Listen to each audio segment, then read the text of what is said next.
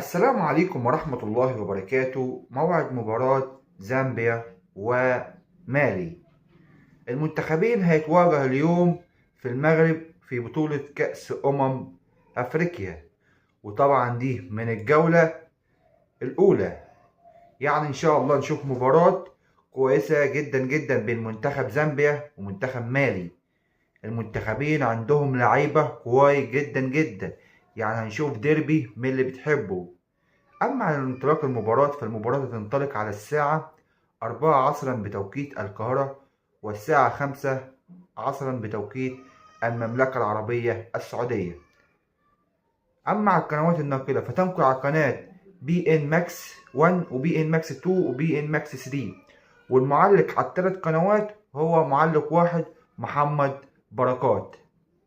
شكرا لكم على المشاهدة، وإن عجبكم الفيديو اشتركوا في القناة وفعلوا زر الجرس ولايكوا حتى نستمر. شكرا لكم، سلام.